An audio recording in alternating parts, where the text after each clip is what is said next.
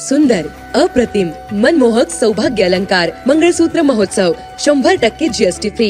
मयूर अलंकार, सराफ बाजार आणि गंगापूर रोड, नाशिक.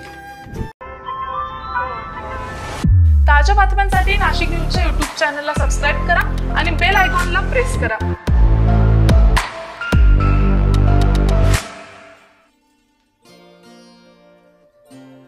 लीला माधव मेडिकल काउन्सिलिंग सेंटरचे डायरेक्टर डॉक्टर विशाल खडसे मागील 4 वर्षांपासून शहर आणि ग्रामीण भागातील विद्यार्थ्यांचे डॉक्टर होण्याचे स्वप्न साकारत आहेत.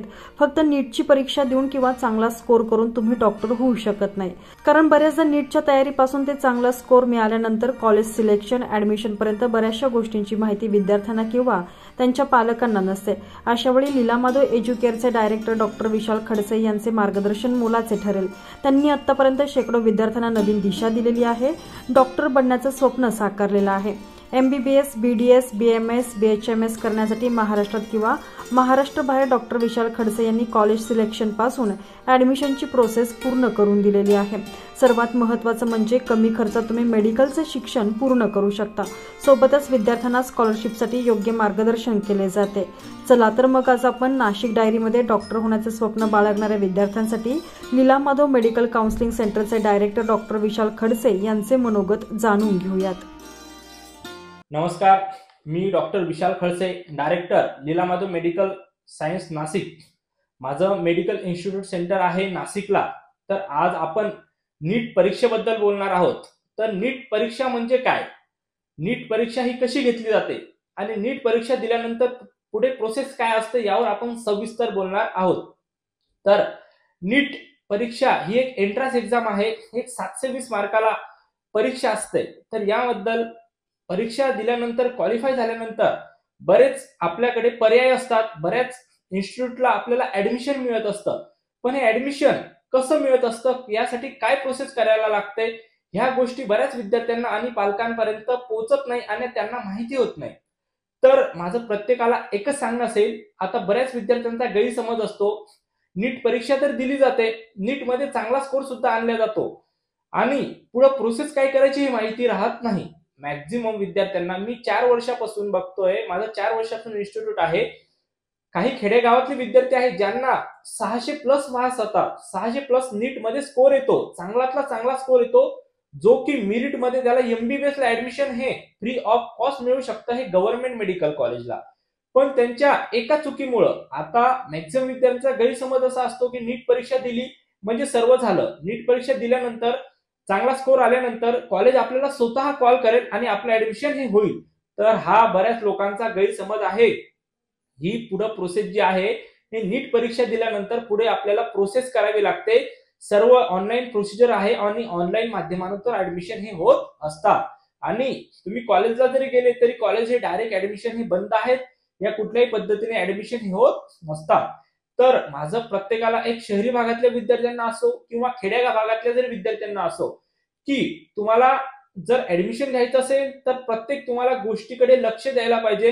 जी काही छोटी छोटी अपडेट असेल या गोष्टीवर लक्ष दिलं पाहिजे. आणि तुमचं एक ही 4 ते 5 महिन्याची प्रोसेस आहे. तुम्ही नीटचा फॉर्म भरल्यानंतर तुमचं ऍडमिशन होण्यापर्यंत एक 5 ते 6 महिन्याचा कालावधी तुमचा हा जात असतो.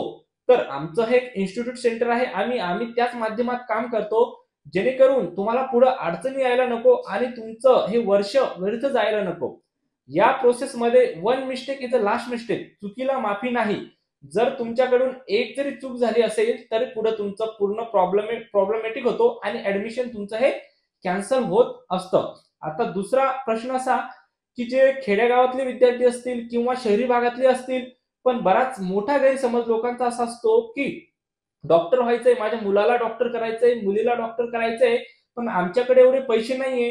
त्यांचा विचार लाखोमध्ये खर्च लागणार आहे, करोडोमध्ये खर्च लागणार आहे, तर आम्ही त्या फील्डला जाणारच नाही. आम्ही बाहेर कुठल्या इंजिनिअरिंग करू किंवा कोणत्या तरी फील्डकडे आपण जाऊयात. आणि विद्यार्थ्यांचं स्वप्न हे डॉक्टर होण्याचं असतं.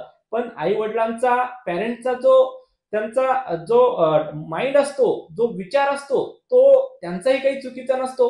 कारण की खेड्यागावातले विद्यार्थी असतील किंवा पालक असतात, त्यांना याबद्दल कोणी मार्गदर्शन केलेलं नसतं आणि काही गायडन्स नसल्यामुळं त्यांचा गैरसमज फार मोठा असतो की खूप काही खर्च लागत आहे. पण कुठल्याही प्रकारचा खर्च लागत नसतो. जर तुम्ही चांगला स्कोर घेऊन मेरिटमध्ये जर तुम्ही आलात आणि तुम्हाला जर गव्हर्नमेंट मेडिकल कॉलेजला ऍडमिशन मिळालंय किंवा प्रायव्हेटलाही कॅटेगरीमधून ऍडमिशन मिळालंय तर तुम्हाला जास्त खर्च लागत नसतो. गव्हर्नमेंट कॉलेजला जर ऍडमिशन मिळालं कुठल्याच पद्धतीचा तुम्हाला खर्च लागत नसतो. हेही बऱ्याच विद्यार्थ्यांनी लक्षात घ्यायला पाहिजे. आणि तुम्ही जास्त फोकस हा अभ्यासाकडे दिला जातो, अभ्यासाकडे दिला पाहिजे. कारण की जेणेकरून जास्त स्कोर आल्यानंतर तुम्हाला जास्तीत जास्त अभ्यास करून जास्तीत जास्त स्कोर कसा आणला जाईल याच्यावर लक्ष दिलं जाईल.